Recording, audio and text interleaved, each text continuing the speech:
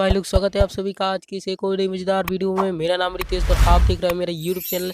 तो आज की इस वीडियो में हम आपको बताने वाला है जो आपका जो प्रश्न बैंक है, तो 2021 नई वाली जो प्रश्न बैंक है इसी साल की। तो आज की इसी प्रश्न बैंक के बारे में हम पूरी चर्चा करने वाले हैं और इसके बारे में आपको इन सभी का पूरा का सोल्यूशन बता दिया जाएगा। आप वीडियो को एंड तक बने रहिएगा और वीडियो अगर यूजफुल होती तो वीडियो को लाइक कर देना और चैनल को भी सब्सक्राइब कर लेना।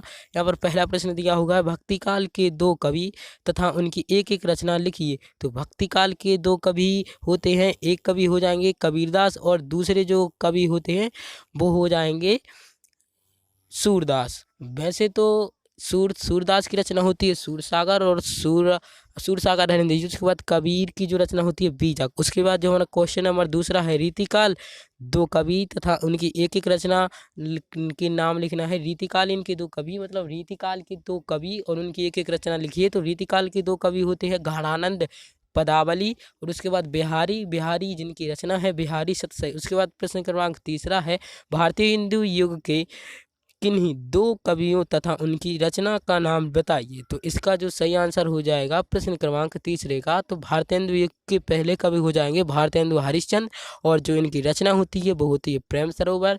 उसके बाद दूसरे हैं जो कवि वो हो जाएंगे प्रताप नारायण मिश्र और इनकी जो रचना होती है मन की लहर। उसके बाद हम प्रश्न क्रमांक 4 देख लेते हैं। प्रश्न क्रमांक 4 में दिया हुआ है, द्विवेदी युगीन दो कवियों तथा उनकी रचनाओं के नाम बताइए। तो इसका जो आपका आंसर हो जाएगा, पहले जो कवि हो जाएंगे महाहरि प्रसाद द्विवेदी और इनकी रचना हो जाएगी सुमन।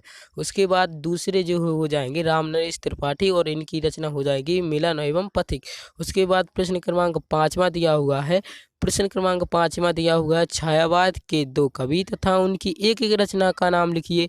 तो प्रश्न क्रमांक 5 का पहला आंसर हो जाएगा जयशंकर प्रसाद जिनकी रचना है कामायनी। उसके बाद है दूसरे जो कवि हो जाएंगे सुमित्रानंदन पंत जिनकी रचना हो जाएगी पल्लव एवं गुंजन।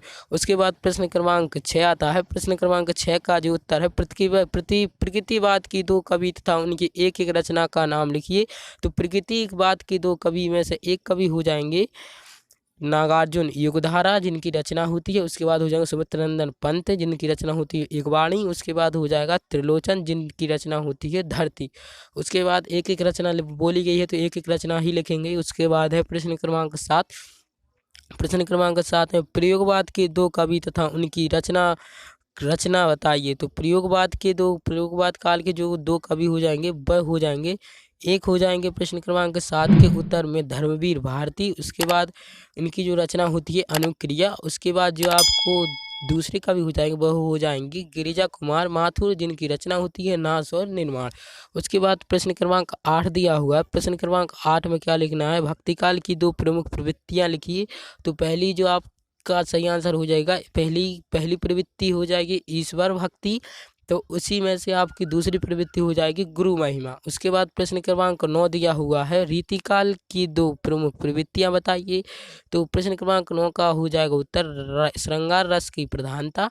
उसके बाद जो दूसरी इसकी जो प्रवृत्ति हो जाएगी कला पक्ष की प्रधानता। उसके बाद यदि आप आगे भी लिखना चाहे तीसरा तो लिख दीजिए ब्रज भाषा का प्रयोग। उसके बाद प्रश्न क्रमांक 9 के बाद प्रश्न क्रमांक 10 आता है। प्रश्न क्रमांक 10 देख लेते हैं, भारतेंदु युग की दो प्रमुख प्रवृत्तियां बताइए। भारतेंदु युग की दो प्रमुख प्रवृत्तियां बताइए। तो इसका जो पहला आंसर हो जाएगा राष्ट्र प्रेम और इसी का जो दूसरा आंसर हो जाएगा अतीत गरिमा। ये दोनों जो आपकी हो जाएंगी प्रवृत्तियां। उसके बाद प्रश्न क्रमांक 11 देख लेते हैं, द्विवेदी युग की दो प्रमुख कविता बताइए।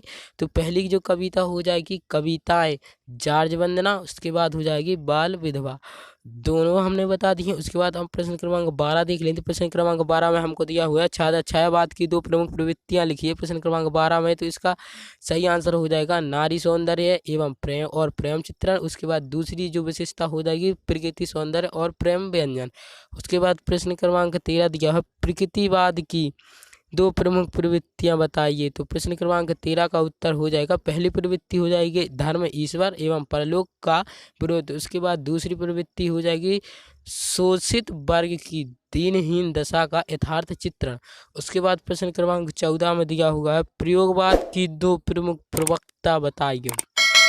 तो प्रश्न 14 का उत्तर हो जाएगा यहाँ पर आप देख सकते हैं पहली जो आपकी प्रवक्ता हो जाएगी घोर व्यक्तिवाद, उसके बाद जो दूसरी हो जाएगी बौद्धिकता एवं रूखापन। उसके बाद प्रश्न क्रमांक 15 दिया हुआ है, कबीर ने ईश्वर को पागल क्यों कहा है। तो चलिए हम इसका आंसर देख लेते हैं। तो यहाँ पर हमारा दिया हुआ है, कबीर ने संसार को पागल क्यों कहा है। तो इसका उत्तर है, कबीर जग को पागल इसलिए कहती हैं कि यदि संसार सच का हो तो संसार मारने के लिए दौड़ता है और झूठी बातों पर विश्वास करता है। इसका आंसर आपको लिख लेना है और ये आपको स्क्रीन पर दिख रहा होगा। चलिए अब हम बढ़ते हैं आगे। ये अगला प्रश्न है प्रश्न क्रमांक 16। प्रश्न क्रमांक 16 में आपको लिखना, मानव शरीर का निर्माण किन 5 तत्वों से हुआ है। तो इसका आंसर सभी को पता होना चाहिए, धरती, जल, अग्नि, वायु और आकाश। उसके बाद हमारा प्रश्न क्रमांक 17 है, मतलब प्रश्न क्रमांक 17 है। 17 का जो उत्तर है, मीरा ने कृष्ण की पूजा किस रूप में करती हैं, वह रूप कैसा है। तो यहाँ पर आप देख सकते हैं, मीरा कृष्ण की उपासना पति के रूप में करती हैं। मीरा कृष्ण की उपासना पति के रूप में करती हैं, ठीक है। उसके बाद जो आपको अगला प्रश्न दिया है, प्रश्न क्रमांक 18, पति कविता में कवि का मन कहाँ विचरना चाहता है। तो इसका आंसर आप देख लीजिए।